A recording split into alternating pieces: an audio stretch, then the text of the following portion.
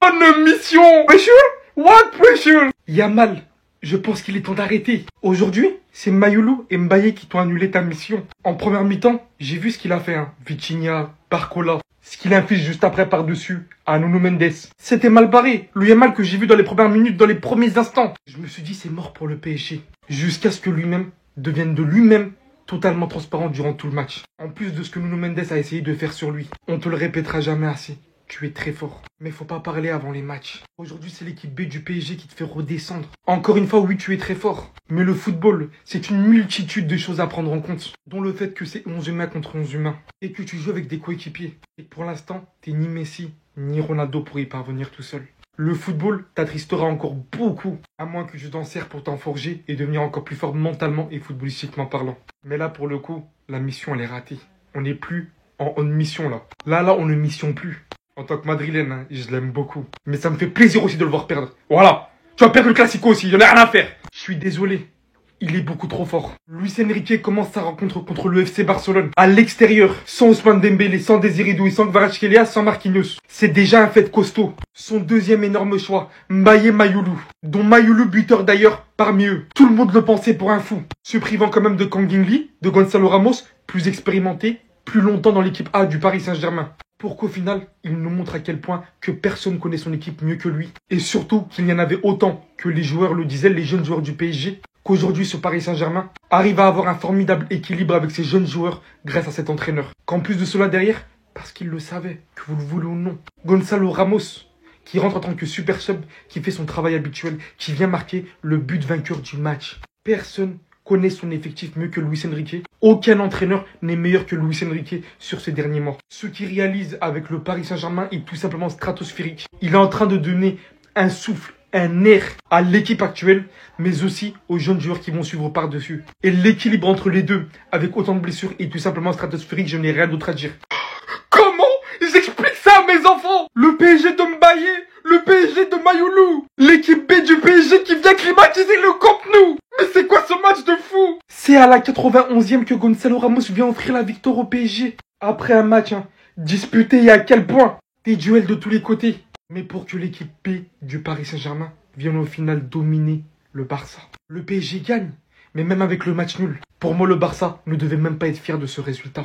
Luis Enrique est un monstre. Et à quel point d'avoir favorisé en premier lieu Mbaye et Mayulu. Choix fort du tacticien en premier lieu, parce qu'il sait qu'il arrive toujours à faire confiance à Gonzalo Ramos quand il faut marquer en tant que super sub, en entrant et en faisant la totale différence. Pour moi, le résultat du Barça est tout simplement inacceptable, catastrophique. Oui, il y a eu beaucoup de manqués, notamment Dani Olmo et tout, match de merde. Mais contre l'équipe B du Paris Saint-Germain, c'est pas permis. Il manque Dembélé, il manque Désiré Doué, il manque Marquinhos, il manque Kvaratskhelia. C'est tout simplement une dinguerie d'avoir vu les jeunes du Paris Saint-Germain dominer les joueurs expérimentés du Barça par certains moments. C'est incroyable. Voici le classement de la Ligue des Champions à l'issue de cette deuxième journée. Le FC Barcelone, qui malheureusement vient de perdre face au Paris Saint-Germain 2-1, se retrouve à la 16e place. C'est très compliqué, je le sais, mais il vous reste encore des matchs pour nous rejoindre là-haut. Parce que comme vous pouvez le voir, le Real Madrid, on est actuellement deuxième. Le Bayern Munich est premier. Il n'y a que 6 clubs pour l'instant qui ont fait du sans foot. Le Paris Saint-Germain également a fait du sans foot. Ils sont actuellement 3e. L'Inter Milan est 4e. Arsenal est 5e.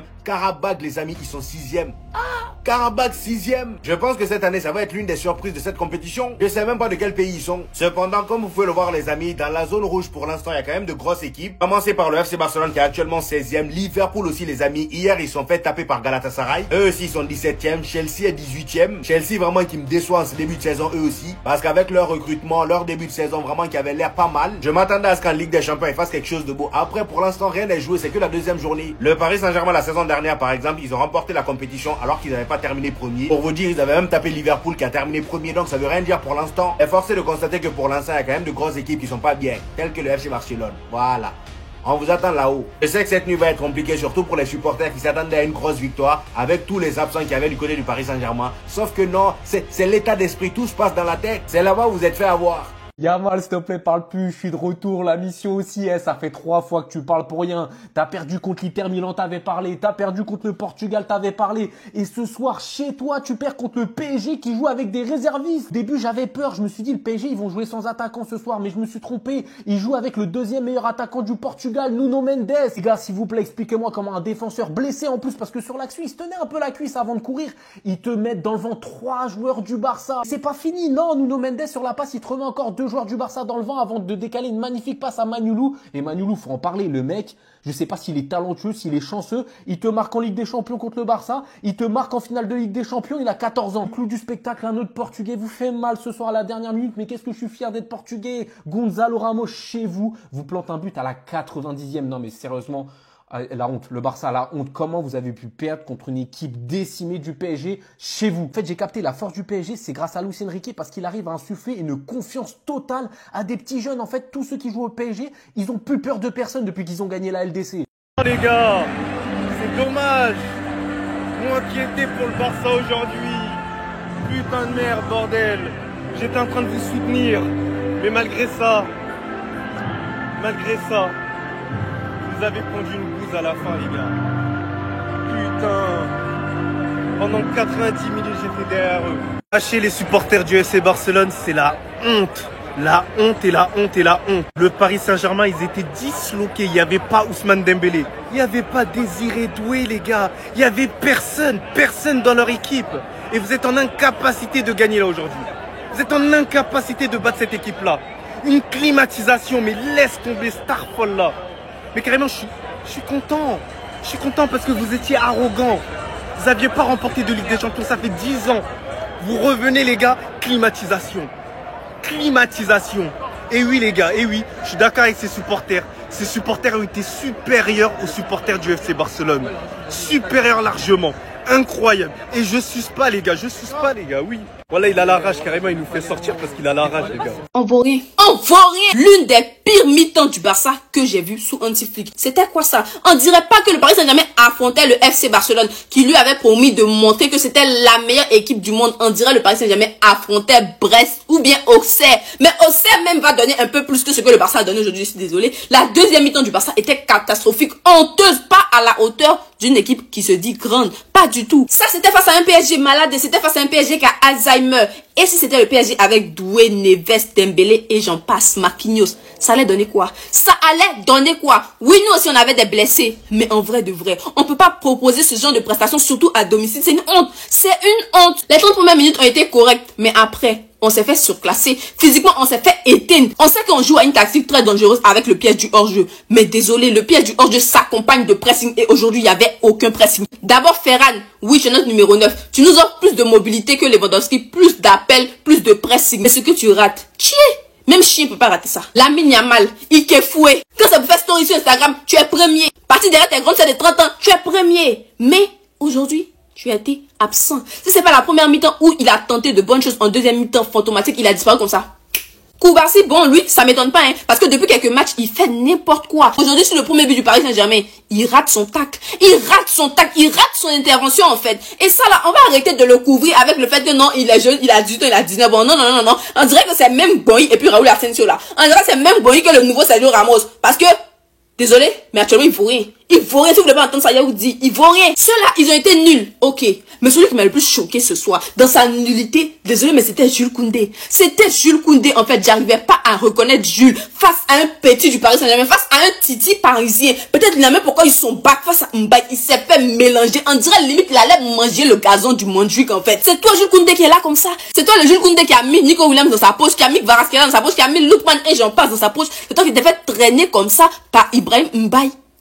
Offensivement, il n'a rien à apporter. Défensivement, il nous a tués aussi. J'ai dit que Koundé a été nul, non? Mais ça, c'est petit. Ça, c'est petit. En fait, le plus cataclysmique même là, c'est Dani Omelette. C'est Dani Omelette. En fait, Leipzig, donnez-nous notre monnaie. Donnez-nous notre monnaie tout de suite. Parce que vous nous avez volé, vous nous avez arnaqué. Olmo, c'est une fraude. C'est une fraude. Aujourd'hui, c'est une fraude. Demain, si demain, il n'a qu'à marquer 3 buts contre je sais pas quelle équipe, je m'en bats complètement les. Je m'en bats les. Il est très nul, ce joueur. On n'a pas mis 60 millions d'euros sur lui pour qu'il vienne faire les contrôles orientés à 2 balles, là. On n'a pas mis ça pour ça. Tactiquement aussi, j'ai trouvé que Hansi Flick s'est fait manger par Luis Enrique. Il s'est fait manger par Luis Enrique. Il n'a pas su bien voir les changements comme il le fait d'habitude. Pedri qui sort, je comprends qu'il soit fatigué, mais après sa sortie, on a perdu le contrôle du ballon. Après sa sortie, on s'est pas retrouvé. À la 90e minute, encore, on fait pièce du hors-jeu. C'est-à-dire, on n'a rien appris, en fait, de toutes ces défaites, toutes ces humiliations, surtout face à l'Inter, là. On n'a rien appris.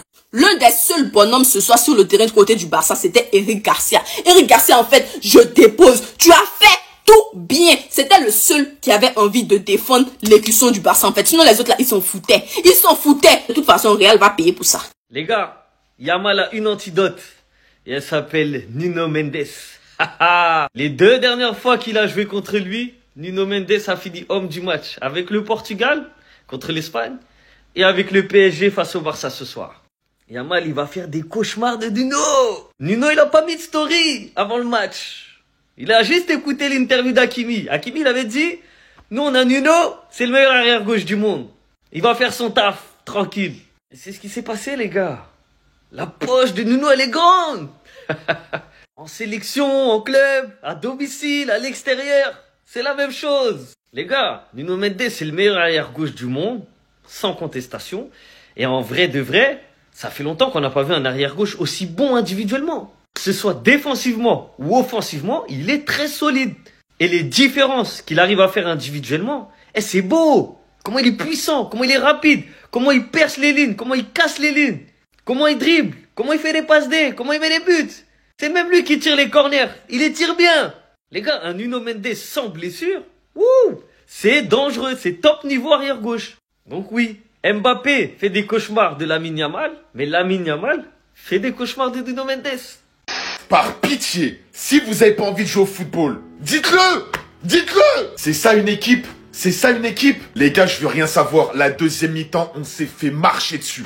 On s'est fait marcher dessus. Pas une action. De la 70e à la 90e, on aurait pu s'en prendre 4. Je vais pas m'en prendre à Pedri, je vais pas m'en prendre à Yamal. Ils étaient tout seuls. Il y avait des titulaires qui n'étaient pas là. Il y avait Rafinha blessé, Juan Garcia blessé. Lui, il nous a baladé. Comment c'est possible de le laisser passer autant de fois? Comment tu m'expliques qu'il dribble un joueur, 2 joueurs, 3 joueurs, 4, 5? C'est Ronaldinho? Dites-nous si c'est Ronaldinho. Yamal, ce soir, encore heureux, il y a eu des éclats de génie. Il a laissé Mendes sur le sol. Il y a eu pas mal de passes. Il a pas fait un mauvais match, hein. Il a pas fait un mauvais match. En soi, il a envoyé des caviars devant. Il y a personne qui suit. Il y a personne qui suit. Les gars, c'est la honte. Je vais rien savoir, c'est la honte. Ça fait 1 an. On est là, on dit, ouais, ramenez-nous le PSG. Parce que les joueurs, ils le savent, hein. Même les joueurs, ils sont comme ça se passe comme ça dans un vestiaire. On est là, tous les Barcelonais, tous. On est là, ouais, ramenez-nous le PSG, on va les froisser, on va leur mettre un 5-0. On perd à la maison. On perd à la maison. On perd 2-1 à la maison. On joue qu'une mi-temps. La première mi-temps, ça allait. Il y avait des actions de Rashford. Pedri, vas-y, il a mis que des caviars, ça suit pas devant. C'est là que tu vois à quel point ce joueur, il manque dans un collectif. Rafinha, il a manqué terriblement ce soir. Maintenant, vous êtes au courant. Vous voyez sans lui, maintenant vous êtes au courant. Tout le match, j'ai pensé à Rafinha. Tout le match, j'ai pensé à lui. C'était clairement lui qui manquait ce soir. C'était Rafinha et personne d'autre. Ah, quand il n'y a pas Pedri, vous dites ouais, il manque Pedri. Quand il n'y a pas Yamal, ah, il manque Yamal. Dites la même chose pour Rafinha, s'il vous plaît. Devant, les gars, c'était catastrophique. Je veux rien savoir. On a marqué, certes. Il y a eu des actions, certes. C'était catastrophique. Le nombre d'occasions qu'on a eu, qu'on n'a pas su mettre au fond, les gars, contrairement au PSG. Le PSG, en fin de match, ils peuvent nous en mettre 3-4. Hein. Eux aussi, il manque Dembélé, il manque Désiré Doué. Mais nous, il nous manquait Rafinha. Un joueur avec ces stats-là au Barça. 150 matchs, 57 buts, 47 passes D. L'année dernière, il sort une saison de Ballon d'Or, limite. Le mec, c'est un renard des surfaces. Il mouille le maillot jusqu'à la 96e. Aujourd'hui, devant, c'était n'importe quoi. Ils avaient pas faim. Je suis désolé. Ils avaient pas la dalle. Ferran Torres, il a marqué. Il a pas été dégueulasse. Rashford, il a fait les efforts, tout ça. Mais Rafinha, les gars, ce qu'il est capable de faire devant, je vous jure, je vous promets ce soir, Rafinha, il aurait pu en mettre 2 ou 3. Rappelez-vous, en 2023 ou 2024, c'est qui explose le PSG là-bas au Parc des Princes, si je me rappelle bien? C'est Rafinha. Dans les gros matchs, il est ultra important. Ce soir, je suis dégoûté qu'il n'était pas là. Je suis dégoûté.